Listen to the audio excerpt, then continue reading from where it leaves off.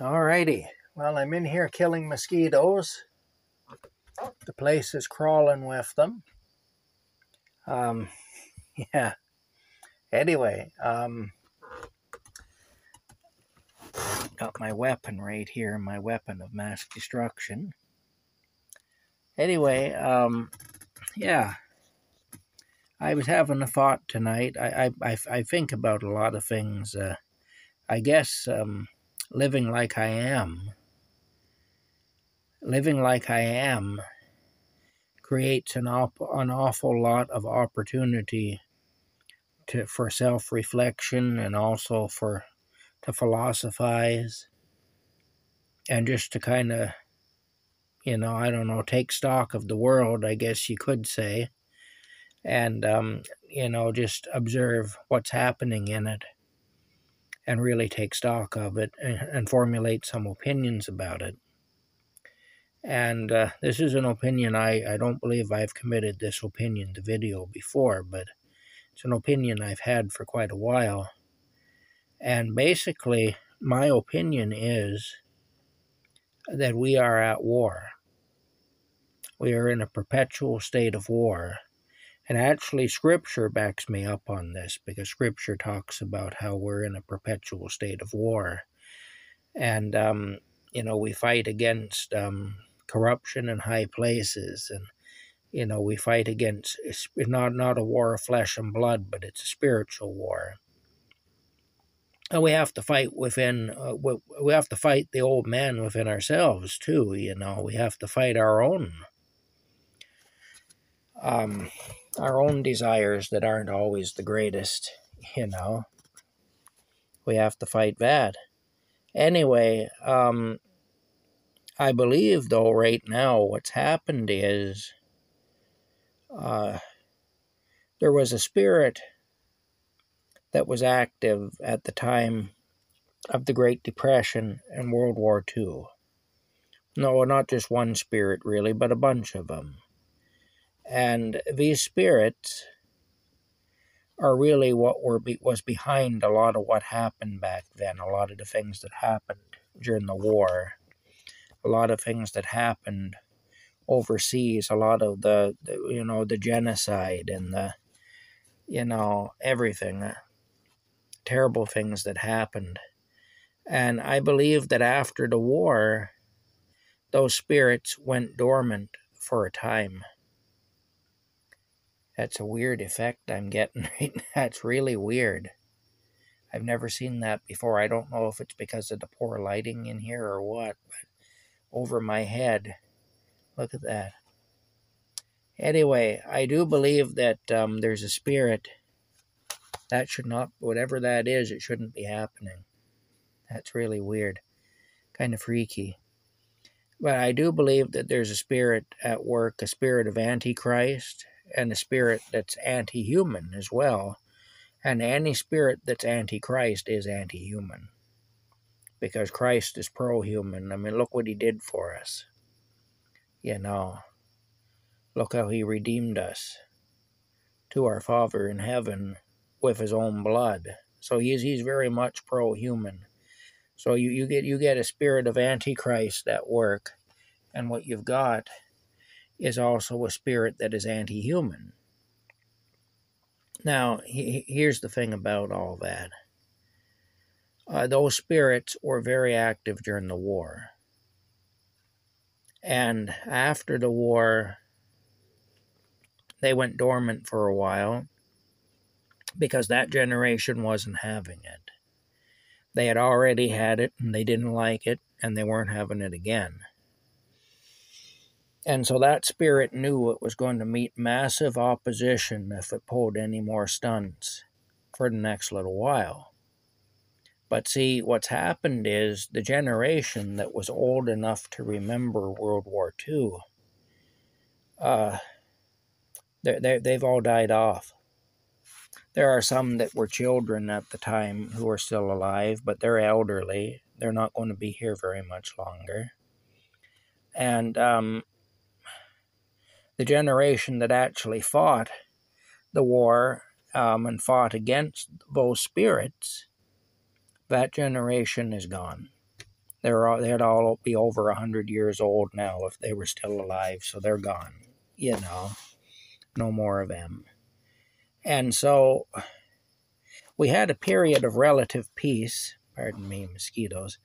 We had a period of relative peace and of relative prosperity, at least in North America and in the Western nations of Europe and so on. And that was because these spirits that had stirred up all that trouble, they had gone dormant. They had said we better lay low for a while because they're on to us now and they don't like us. And if we get active right now, they're going to recognize it and they're going to come and kick our asses again, basically. So we'll lay low. We'll wait for that generation to go away. And in the spiritual realm, 75, 80 years, that's nothing. I mean, when you're looking at eternity, what's that? A drop in the bucket. To them, that's like just a second or two to us, It's nothing. And so, they're looking at it and they're saying, we'll just lay low for a little bit. And when that generation is gone and we've been pretty much forgotten about, then we'll rear our ugly heads again. And we'll take another bite at the apple. We'll see if we can get them this time. And that's what's happening right now. That war that we thought we won back in 1945, we didn't really win it. What we got was a ceasefire. We got a ceasefire until the generation that actually fought that war and won it, or at least believed they'd won it, until they were gone. And now hostilities have resumed. And what they've done is, these spirits, they've taken the opportunity to regroup. They've taken the opportunity to learn from their mistakes previously. And they've taken the opportunity to hone their strategy, to become better at making war with us. So they're actually far more formidable now than they were then. Plus, they've managed to convince us that they don't exist and that we're not at war with them. But those spirits, we can see them at work all the time. We can see what they're doing, And anyway, they're becoming active again. That's what's happening. They're becoming active again. And so, yeah, we're at war again, but we don't know it yet. Well, some of us know it. I mean, I'm sitting here telling you, so obviously I know it. And the strategy that's being used is different. There's a lot of similar things happening, but the strategy is different. All these programs now that are being put into place, these, take your own life programs and things like that, will help you to do it. Those programs, they come straight from those spirits. Now, that's not to say there aren't people who are suffering terribly and there's no prospect that they'll get better. And, it may be that in their case it would be a merciful thing, but they're wanting to apply it now to people who can't afford to pay their bills, to people who are depressed, to people who are, suffering from disabilities that actually won't cause you to suffer, unbearable pain and so on, but maybe you have to live differently than other people because you don't have the use of your limbs, or you don't have the use of your eyes or your ears or whatever. They're trying to apply it to stuff like that now, or because your mind maybe doesn't work the way most people's do or whatever. That's what they're trying to apply it to now. And again, they did that in Germany during the 1930s and 40s. The genocide program didn't start out with Jewish people. It started out with handicapped people. In fact, it started out with handicapped children. That's where it started out. And people who were mentally disabled, developmentally disabled, and so on. That's where it started out. It was a eugenics thing. And we're seeing that now, this whole survival of the fittest. And if you can't make it, well, we'll be happy to help you to exit this mortal coil. Right now, it's voluntary, but will it always be voluntary? Living here in Canada, I've noticed that a lot of things that start out voluntary end up becoming mandatory. Our government has a tendency to make things that it plans to make mandatory, to make those things voluntary at first, just to see how many people will go along without, because they don't want to be perceived as forcing anyone. And then if they can get the majority to get behind it and to support it, well, then they'll force the few that aren't behind it and aren't supporting it, and they'll do so with the majority's backing. These are the games that our government plays. So, and I've seen that in Canada here time and time again. And so I know the process, and I'm seeing it happen with this MAID program we have, Medical Assistance in Dying. They're also now giving certain groups of people things that those groups of people believe they want, that those groups of people believe will improve their quality of life. For example, the LGBTQ community, they're giving them, all kinds of publicity and all kinds of, making out, oh, isn't it great, and such a great lifestyle, and, these are such great people and everything. And some of them are seeing through it. Some of them are aware of what's going on, but many of them aren't. And many people who aren't part of that community also are supporting all this stuff, and they're not aware of what's really going on. But what's really going on is it's creating division. It's creating a terrible rift in society. And as far as, this propaganda about these people being in danger, and we need to have a safe spaces for the LGBTQ. That was true at one time. Within my memory, I remember when members of that community were in danger. Was a real thing. I'm not denying that. I never agreed with it. I remember when that was the case, and I never agreed with it, and I've talked about it in other videos. I took heat back then for not agreeing with it.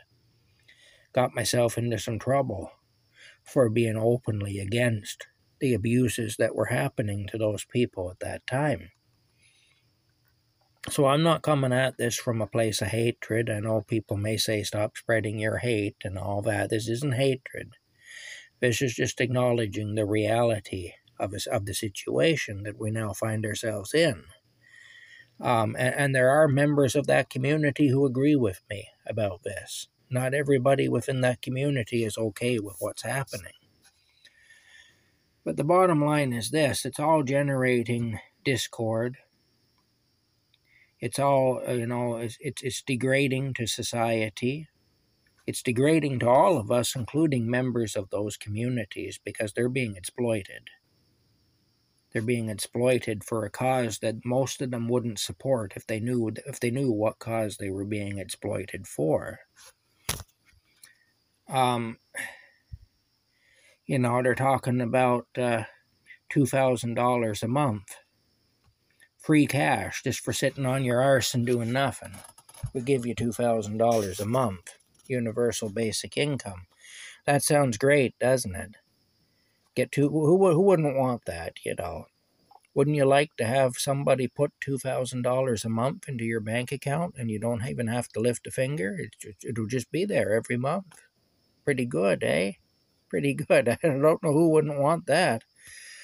But the problem with that is, if you're getting $2,000 a month for doing nothing, then that $2,000 a month is going to be worth exactly what you're doing to get it. Nothing. Because the value of money hinges to a large degree on productivity. If there's no productivity, then the value isn't there. The money has no value. So when they're paying people to sit on their arse and do nothing, well, then what they're doing is they're taking the value out of the money. That's what happened during the whole scamdemic. They were sending out these checks to people every month. Well, we won't let you work because you're a non-essential worker, and we can't have you out there spreading disease and everything. So just sit at home on your arse, and we'll pay you to do so. And now, because of that, we have runaway inflation, because all kinds of money was printed to pay these checks, to pay people to stay at home. And there was no productivity because everybody was staying at home like they were told to, and they were cashing these checks every month. And now what's happened is it's taken the value rate out of the dollar. We have no more value. There's no more value in it because all that money was based on nothing. There was no productivity there. That money wasn't earned. That money just was printed out of thin air. And it wasn't even really printed. It was electronic impulses. It was deposited in the people's bank accounts electronically. And for the most part, they spent it electronically. There was very little physical cash actually in play. But see, these electrical impulses that we agreed were money, there were so many of those generated, but there was no productivity to back them up. And so now we're paying the cost of that. When a loaf of bread is $5 and a box of cereal is $12 and it costs you $200 to fill your truck with gas, that's all due to that. And that's the thing about universal basic income. Plus, it is not going to come without strings. You better toe the line. You better say and do and think what you're told to say and do and think if you want that money every month. And see, once they get people dependent on that money, that's what's going to happen. And the money's not going to be worth anything anyway. You'll be impoverished.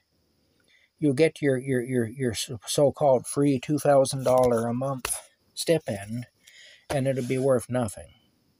And you'll be living in poverty, but you'll be a useless tool who doesn't know how to do anything.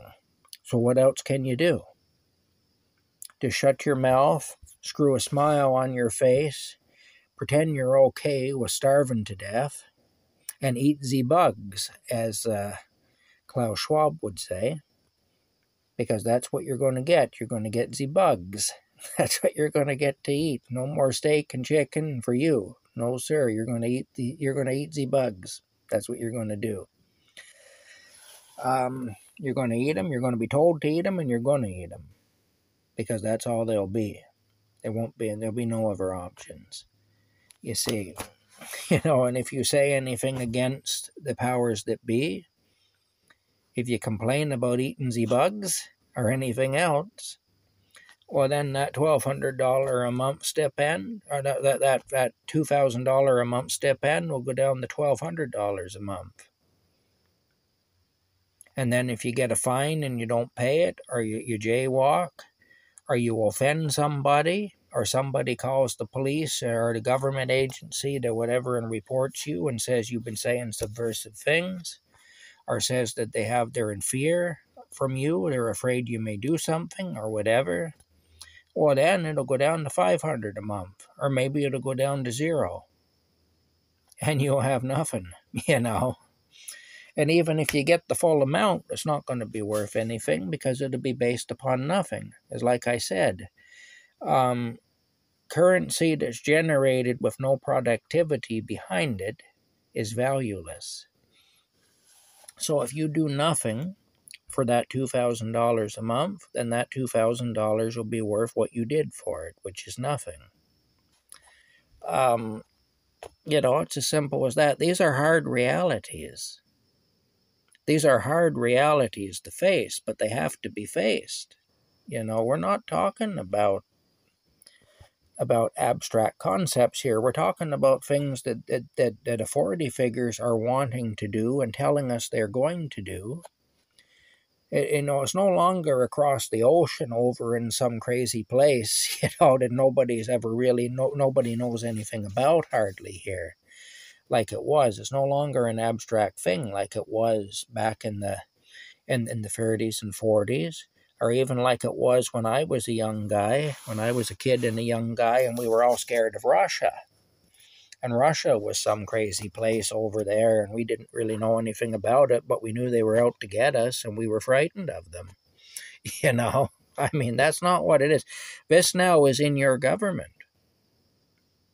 This is at your town hall. This is at your township hall. This is at your municipal level, and more so than that, though, it's at your provincial or state level. It's at your state capital or your provincial legislature. It's at your federal government level, especially the federal government, both here and in the United States. The enemy does not lurk at some place in Germany or whatever. That's not where the enemy is anymore. The enemy is here. The enemy for me is 50 miles away. 50 miles northeast of here. That's where my enemy is, because that's where Ottawa is. And we got a globalist prime minister who's pushing all this stuff. Now, I want to make it clear, when I say we're at war and we have a globalist prime minister and he's the enemy, I'm not advocating that we do something to him. This isn't a video about, let's go and get the prime minister. Let's do, And I mean, even if we did do that, it wouldn't do any good anyway, because the cancer is right into the thing, to the point where it wouldn't make a bit of difference. But even so, even if it would make a difference, I can't come on video and advocate for that. I can't in good conscience do that. I have said I'd like to see him put on trial legally for crimes against humanity. But that's a totally different thing than to advocate for somebody to take the law into their own hands and do something. So I'm not saying that, and I don't want anybody to think I am. I want to be perfectly clear about that. And really, our prime minister, as bad as he is just a tool. In so many ways, he's a tool, but especially he's a tool of the globalist. And he's just one of many. We got an authority structure that's full of these people. You have to forgive me for moving around so much, but I'm being tortured by mosquitoes right now. Anyway, the bottom line is, we are at war. The spirit of Antichrist and the spirit of anti-humanity that existed in the 30s and 40s and that wreaked havoc at that time and that caused so much heartache and so much suffering and pain and death, that spirit has come back. It's not dormant anymore. It's come back, and it's come back with a vengeance. It's well rested. It's had all those years to plan its strategy for when it comes back, and to learn from its mistakes, and to be an even more effective enemy than it was. And it's going to give us one heck of a fight. And that's how it is. Oh my goodness, where are they all coming from? Holy smokes.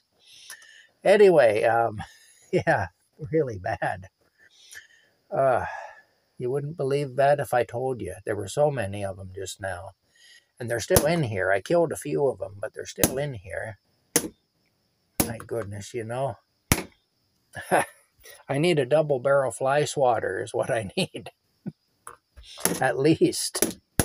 Or a cannon or something. I don't know. Anyway, the bottom line is, all these things that are being promised to certain special interest groups are just bullshit things, and they're just to create distractions, and they're to lull us into a state of false security, and also to get us into a state of slavery. It's not good.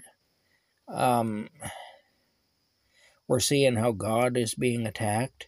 Like, look, if you don't believe in God, that's fine. Like, I have friends who don't believe in God. There are some people I think very highly of who don't believe in God. I disagree with them, but I still think very highly of them. They're not bad people. Just because somebody doesn't believe in God doesn't make them a horrible person.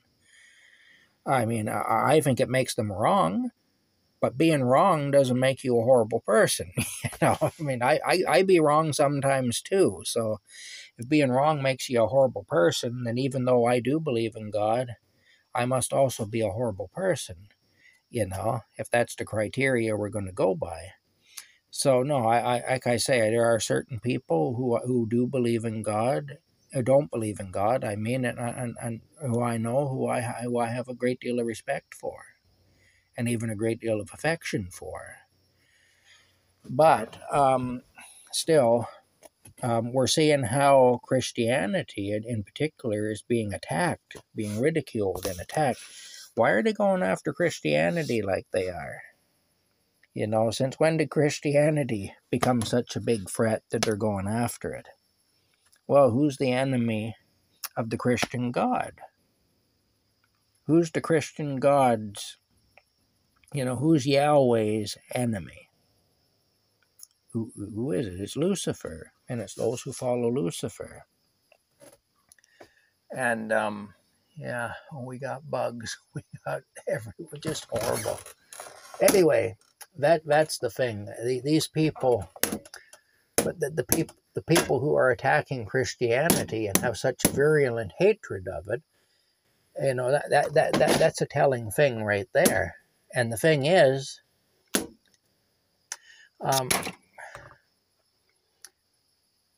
it's getting more and more prevalent. It's one thing to disagree. It's one thing to say, I don't think that I agree with your theology. I don't agree with your religion. I don't agree with your ideas about God. I don't believe there is a God. I think that that's all made up stories and stuff. And, I believe that science can explain all these things and so on. It's one thing to be of that mind.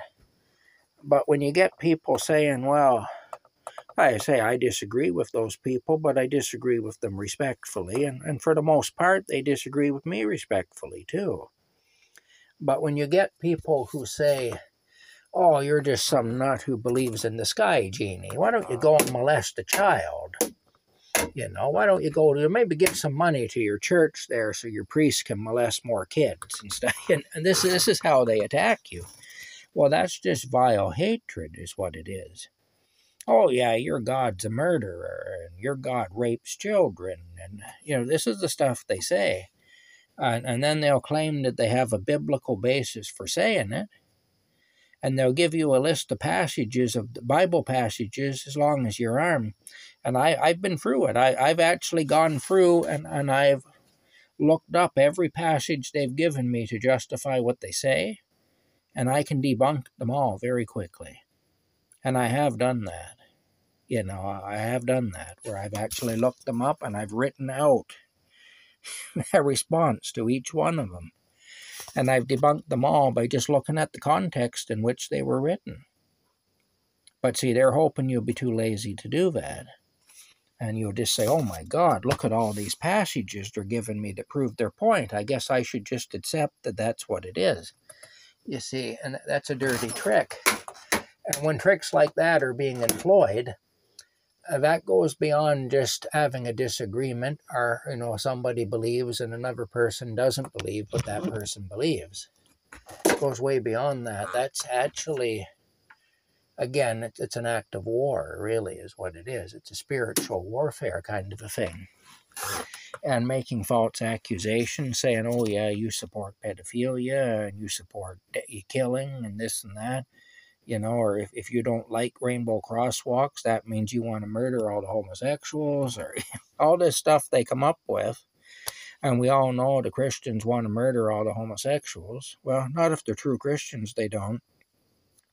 A true Christian wants the homosexual to repent and not practice homosexuality, and so that Christian the Christian wants to see the homosexual in heaven. And so it's actually, the true Christian loves the homosexual. The true Christian doesn't despise a homosexual. A true Christian will love a homosexual. A true Christian will despise homosexual activity. And a true Christian will also despise adultery and fornication and theft. and blasphemy, and any other sin, and murder, and rape, and all the rest of it. A true Christian will despise all of that stuff. But a true Christian does not despise those who do those things. And a true Christian also acknowledges that we do those things, to one degree or another, or we have done them, or whatever, because none of us is perfect. We all fall, we all fail, we all sin. So, I mean, look, I'm not a homosexual, but my sin is not of a higher caliber than that of a homosexual. God looks at all sin the same. He doesn't care what you've done. He looks at it all the same. So we need to look at it all the same. We can't sit all self-righteous and say, well, I had sex with a woman and I wasn't married to her, and therefore I'm above you who have had sex with a man. God condemns both of those activities. But see, what's happening in the world now is we have the spirit of Antichrist, and it's on the attack. It's prowling around and trying to cause division, stirring up strife. And so this is what we get. We get this camp of people who not only doesn't believe in God, but they have a hatred of Christians, and they promote a lot of misinformation about Christians. And unfortunately, many Christians do not do the cause any favors, because they promote misinformation as well. Because there are Christians who do have hateful attitudes, unfortunately, and who hate the sinner when they're supposed to hate the sin, and not. You're supposed to love the sinner but hate the sin. That's what Jesus did. That's what you're supposed to do. And the thing is, and we're all sinners anyway, so we're supposed to hate our own sin most of all. Never mind the other guy's sin. Hate your own sin. Hate your own sin first, and then hate the other guy's sin. But don't hate yourself, and don't hate the other guy, because Jesus loves you both. And Jesus don't love junk. So, if Jesus loves you both, then you're all right. It's just your sin is no good, and the other guy's sin is no good, and that's what you need to focus on. But the bottom line is this. There's a hateful attitude being directed now at Christians. And like I say, Christians often don't do their own cause much good, because they get confused themselves about what God requires, and about how we should hate and how we should love. Because the truth is, we're called upon to do both. God actually calls upon us to hate. God hates, and he calls upon us to hate. But he doesn't call upon us to hate each other. He calls upon us to hate sin. And that's what he hates. He loves us, but he hates our sin, you see. And we're called upon to be like that. And so we're called upon to love each other, but we're called upon to hate sin. We're called upon to hate our sin. We're called upon to hate other people's sin as well. And so, when somebody like me speaks against rainbow crosswalks and stuff, it isn't because I want to go out and hurt homosexuals. It's because rainbow crosswalks are promoting sinful activities. And I mean, I also hate the Ashley Madison dating site, because it promotes adultery. I kind of have to hate it because of what it promotes. Do I hate the people who are on that site? No, I don't. I hope they get off it. I hope they get off it and don't be a part of that anymore. But I don't hate them. And if I did hate them, that would be a sin. But I'm supposed to hate what that site stands for, and it's the same with the rainbow crosswalks. I hate what the rainbow crosswalks stand for. And the rainbow crosswalks do not stand for love, and they do not stand for tolerance. What they stand for is sin. That's the bottom line, and that's the reason I hate them. And I believe God requires me to hate them. Well, it's still kind of there, that hazy stuff, but not like it was. Anyway, the bottom line is this. We are at war. Even the Bible tells us so. It says we're in a spiritual war. The Bible don't lie. We can see it all around us. We don't even have to be all that smart or observant to see it. It's everywhere. And it's become more and more obvious. And like I said before, if during the 1940s, the Axis powers were aware that they were at war with us, but we weren't aware that we were at war with them, that would have put us at a distinct disadvantage. You know, I mean, if somebody's making war against you and you don't realize they're making war against you, you're automatically at a disadvantage. Anyway, that's it. I'm at up to 35 minutes now, so I guess it's time to stop all this ranting. I have to get my fly swatter out and do some more killing. I have to slaughter a bunch of mosquitoes here. There's a whole herd of them in here that needs to be taken out. And so I'm going to do that. There we go. I just got 2 of them with 1 shot. Oh, I'm getting better. All right. We'll talk later.